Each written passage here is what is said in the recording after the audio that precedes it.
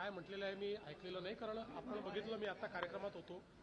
पण जे काही कोर्टाने विचारलेलं आहे त्या संदर्भात योग्य उत्तर हे कोर्टामध्ये सबमिट केलं जाईल. कारण पहिल्या दिवशीपासून सरकारची भूमिका कोणालाही वाचवायचं नाही आहे. जो दोषी असेल त्याच्यावर कारवाई होणार आहे.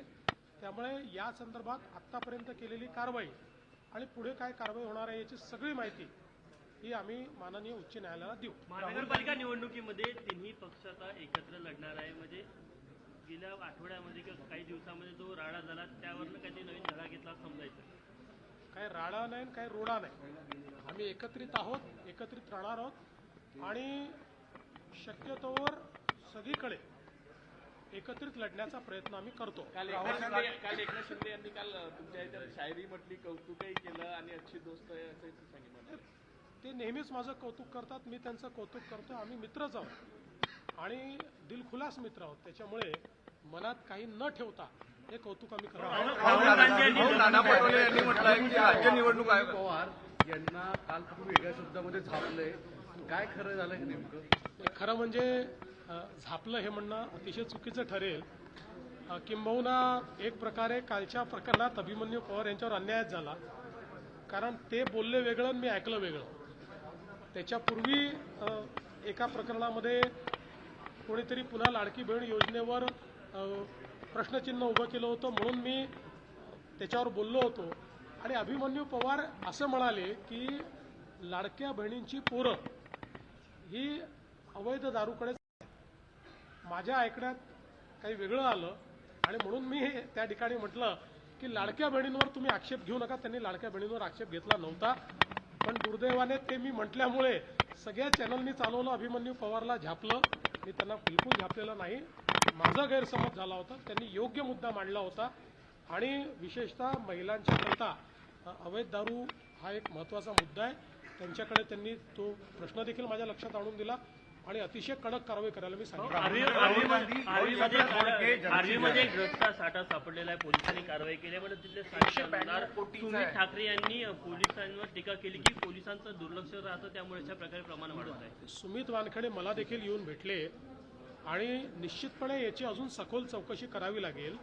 याचं कारण इतका मोठा साठा हा जर त्या ठिकाणी सापडत असेल तर स्थानिक जे पोलीस आहेत ते नेमकं त्या ठिकाणी काय करतायत हा प्रश्न निर्माण होतो. जो सुमित वानखेडेने निर्माण केलेला आहे त्याची चौकशी केली जाईल. राहुल गांधी अभी जर्मनी की यात्रा पे जा रहे हैं, सत्र चलते हुए वो छोड़ के जा रहे हैं. देखिए, राहुल गांधी जी सत्र में रहे या न रहे उससे कोई फर्क पड़ता नहीं, क्योंकि उनका एजेंडा तय है. रोज संविधान का अपमान करना, संविधान ने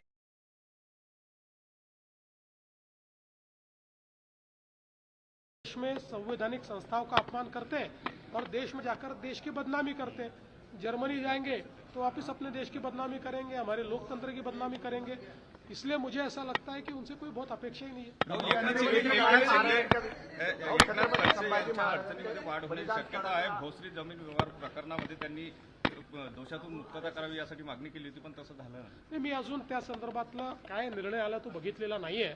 मी पण तुमच्या म्हणजे टिकरच वाचलं असं काहीतरी आहे म्हणून, त्यामुळे त्याच्यावर पूर्ण माहिती घेतल्याशिवाय बोलणं योग्य. राहुल गांधींनी चा वावर वाढत आहे. पुन्हा संपूर्ण राज्यात विविध ठिकाणी होत आहे. आज पारडीसारख्या भागात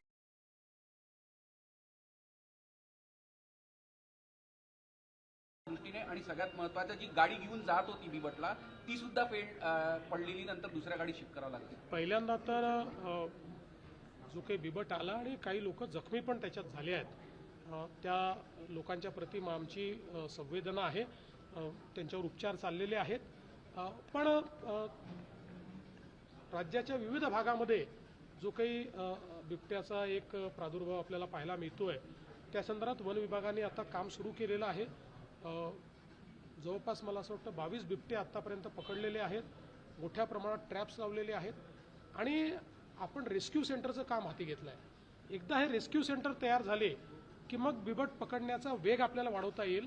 आणि आज जी काही एक त्यांची संख्या वाढली आणि विशेष जो जंगलातला बिबट आहे त्याच्यापेक्षाही जो शेतातच जन्माला आला, जो उसातच जन्माला आला असा जो बिबट आहे हा जास्त शहराकडे येतो आणि म्हणून त्या सगळ्यांना पकडून त्यांना रेस्क्यू सेंटरमध्ये नेणं या दृष्टीनं आता आपण कारवाई करतोय. थोडा कालावधी त्याला लागेल. तोपर्यंत या ज्या काही समस्या येत आहेत त्याच्यावर इफेक्टिव्ह आपण उत्तर शोधतो. हो, नाना पटोले बोलले की रवी भवनला मंत्री गरीब खाना समजतात, त्यामुळे तिथे न राहता हॉटेलमध्ये जास्तीत जास्त मंत्री राहणं पसंत करतात. आता मला या संदर्भात माहीत नाही. मला तर असं वाटतं की बहुतांश मंत्री हे रवी भवनमध्येच राहत आहेत आणि रवी भवन बिलकुल गरीब खाना नाही आहे. आणि नाना भवनची काही तक्रार असेल आणि काही रवी भवनमध्ये सुधारणा करायची असेल ती पण आपण करू. नाना यांनी म्हटलं की निवडणूक आयुक्तांना पदापासून दूर केलं पाहिजे, निवडणूक आयुक्तांना पदापासून दूर केलं पाहिजे अशी मागणी नाना पटोले यांनी केली. मला असं वाटतं की असे निवडणूक आयोगाचे काही निर्णय आम्हालाही मान्य नाहीत. मी पण त्याच्यावर टीका केलेली आहे. मलाही वाटतं की निवडणुका पुढे नेणं हे अयोग्य होतं आणि विशेषतः मुंबई हायकोर्टाच्या औरंगाबाद खंडपीठाने अतिशय स्पष्टपणे त्याच्यावर टीका केलेली आहे की निवडणुका पुढे न्यायला नको होत्या. पण ठीक आहे, त्यांनी तो निर्णय घेतला. जे काही बोनाफाईड निर्णय आहेत तेवढ्या निर्णयांकरता त्यांना पदावरनं हटवून द्या अशा पद्धतीची मागणी करणं हे मला असं वाटतं इट इज ओव्हर रिॲक्शन. त्यामुळे आमची तरी अशी कुठली मागणी नाही. आरएसएस सभी संस्थानों को अपने कब्जे में लेना चाहती है, ऐसा बयान राहुल गांधी ने किया. कि राहुल गांधी के बयानों पर अगर मैं बोलने लग गया तो इतना भी मैं खाली आदमी नहीं हूँ, इतना भी वक्त मेरे पास नहीं. वो कुछ भी बोलते रहते. तो कोई आदमी अगर विचार करके इंटेलेक्चुअली बोले तो मैं उसके ऊपर जवाब दूंगा, पर ऐसी बकवास बातों पे क्यों जवाब दूं. थँक्यू.